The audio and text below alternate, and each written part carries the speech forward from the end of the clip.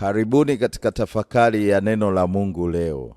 Na tazama, mtu mmoja akamjia Yesu akasema, "Mwalimu, nifanye jambo gani jema ili nipate uzima wa milele?" Yesu akamwambia, "Zishike amri." Yule kijana akamwambia, "Haya yote nimeyashika tangu ujana wangu. Sasa hapa nimepungukiwa na nini tena?"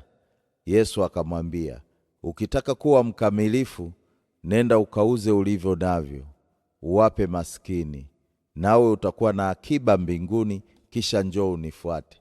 Yule kijana aliposikia neno hilo, akaenda zake kwa huzuni, kwa sababu alikuwa na mali nyingi. Hapa tunafundishwa shida ya kijana huyu haikuwa kuwa na mali, bali mali kuwa na moyo wake. Vitu alivyomiliki vilimzuia kumfuata Yesu. Mungu hakuombi uache vyote, bali uachilie kinachokutawala ili umfuate yeye. Tuombe pamoja. Bwana Yesu, utupe moyo wa kuachilia vizuizi vyote ili tukufuate wewe. Amin. Lakini kumbuka, Mungu anatuona.